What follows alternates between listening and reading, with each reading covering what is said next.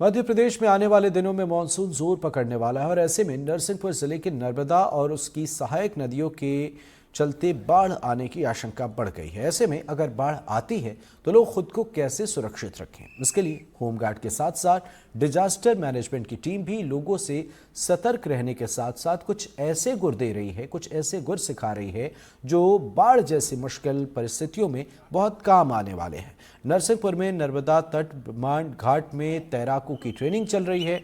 यहाँ लोगों को बचाने के तरीके बताए जा रहे हैं, साथ ही जीवन रक्षक यंत्र बनाने की आसान सी तकनीक भी बताई जा रही है। देखिए एनडीटीवी की खास रिपोर्ट। आने वाले समय में कैसे आपको बाढ़ से अपनी सुरक्षा करनी है, यदि गांव में घर में पानी आ जाता है तो कैसे सुरक्षित निकलना है, बादल फट जाते हैं, जंगलों के बीच में यदि घर है, परवाह करनी है, कैसे उनकी जान बचानी है, इन सब बातों को लेकर आज हम नरसिंहपुर के ब्रह्मांड घाट में यहाँ एक प्रशिक्षण चल रहा है जिला होमगार्ड का।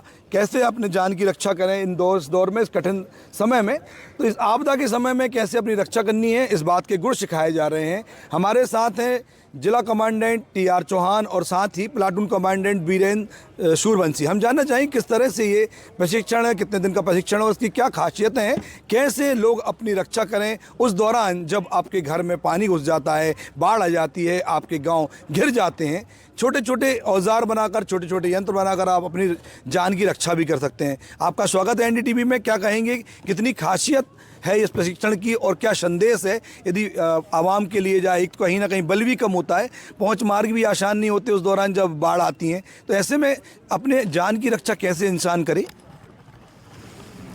होमगार्ड एवं एसडीआरएफ के द्वारा आज ब्रह्मघाट बरवान में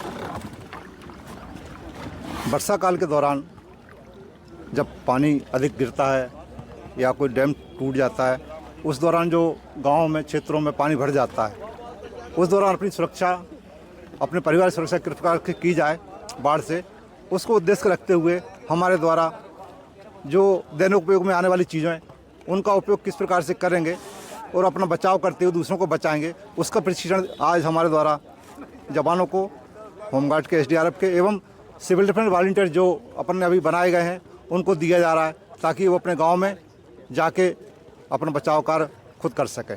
क्या खासियत है, कैसे यंत्र बनाए गए हैं जो गांव के लिए बहु उपयोगी हैं? ये संसाधन तो नहीं होती कि नाव हो जाए या आपकी जो जॉकेट्स हैं, लाइव जॉकेट्स हैं, ऐसी कुछ जॉकेट्स हों, तो कैसे लोग अपनी सुरक्षा करें? जैसा कि या मानसून के पहले तैयारियां हैं जो वो अभी गांव वाले कर सके? जैसा कि सबको विदित है कि अपन पानी पीते हैं बाटल का, मिनरल बाटल का, तो उसके बाटल से अपन बेल्ट बना सकते हैं, रस्सी से बांध के, थर्माकोल होता है उससे बना के अपन बना सकते हैं, पट्टियों का बना सकते हैं, एक राफ्ट छोटा सा बांस का बना सकते हैं राफ्ट अपन छोटा सा, जिससे को अपन उपयोग वर्षा काल के दौरान अपन कर सकते हैं। और क्या संदेश होगा जब बाढ़ आती है, तब लोग कैसे सुरक्षित रहें? कहीं ना कहीं घबराहट भी होती है, जान की चिंता भी होती है, परिवार की चिंता भी होती है, पशु होते हैं तो पशुओं की जान की चिंता भी होती है, तो उस दौरान सबसे बड़ी सावधानी क्या रखनी चाहिए? धैर्य और संयम की ज़रूरत तो है। वर्षा काल के दौरान पब्लिक, जनता थोड़ा इसलिए चिंतित रहती है कि हमारा क्या होगा, तो अपना ध्यान में रखते हुए कि हमको अपना मनोबल, अपना शांति रखते हुए कार्य करना चाहिए।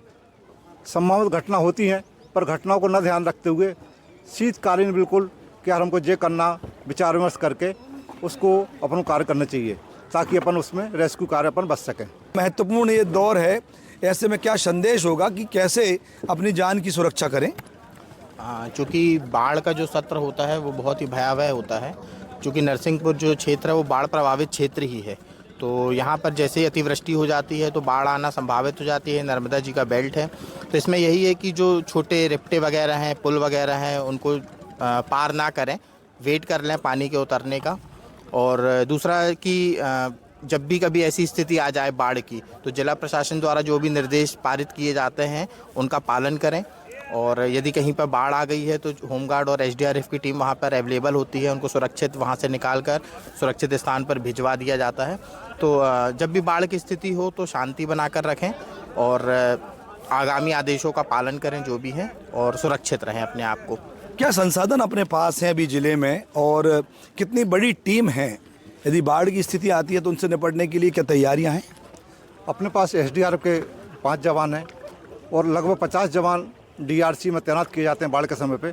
अपने पास नाव हैं, मोटर बोट हैं, वो भी हमें हैं, लाइफ जैकेट हैं, लाइफ बॉय हैं, जिसका उपयोग अपन वर्षा काल के दौरान टीम द्वारा किया जाते हैं। यदि हम बात करते हैं कि जब स्थितियां बिगड़ती हैं तब आप लोगों के पास संदेशा कैसे पहुंचाया जाए जल्दी।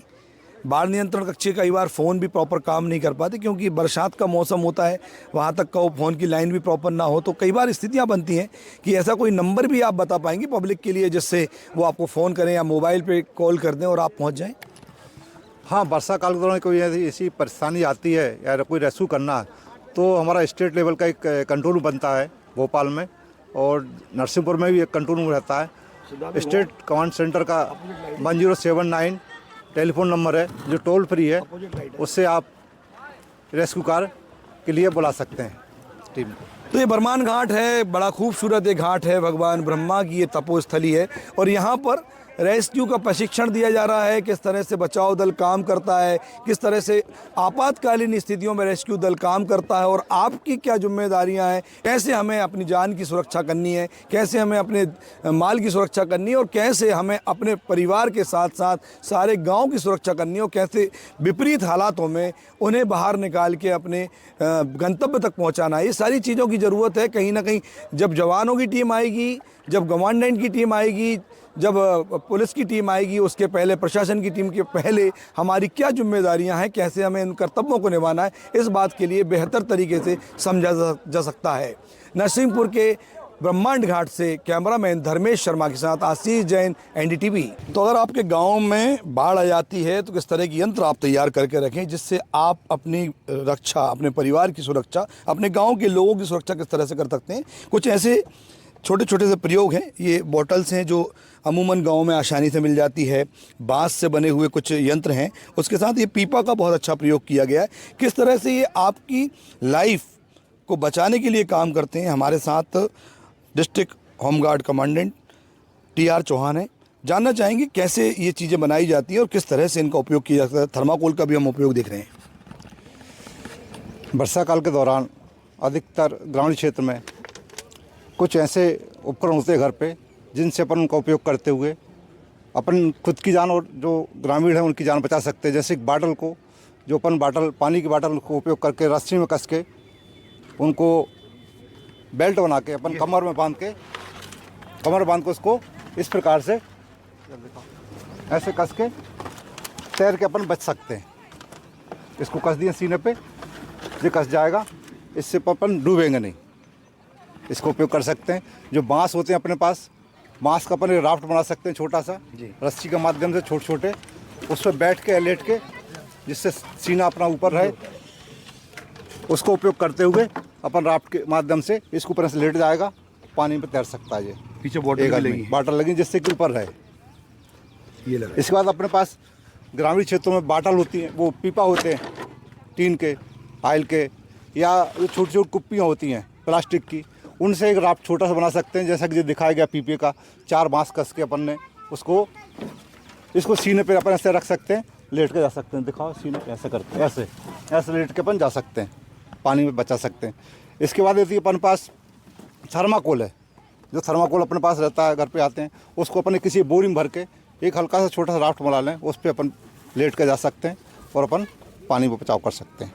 तो बड़ी सुलभ ये संसाधन है, आसानी से आपके गांव में, आपके बाज़ारों में उपलब्ध है। उनका उपयोग करके आप जो मानसून आ रहा है उसके पहले तैयारी कर लें कि कहीं आपके गाँव में, आसपास में कहीं बाढ़ की स्थितियां बनती हैं तो कैसे अपने परिवार की सुरक्षा, कैसे अपनी सुरक्षा तय की जा सकती है। इसे बहुत ही आसानी के साथ समझा सकता है, तैयार किया जा सकता है। घर के लोग जुड़कर एक दिन में भी एक तैयारी बहुत आसानी से की जा सकती है। लेकिन कहीं ना कहीं जब बाढ़ आती है तो हम प्रशासन के भरोसे हो जाते हैं। बहुत कम बल प्रशासन के पास होता है, पहुंच के रास्ते आसान नहीं होते। ऐसे में जब तक बल ना पहुंचे, जब तक कम से कम हम अपनी जान की रक्षा तो कर सकते हैं।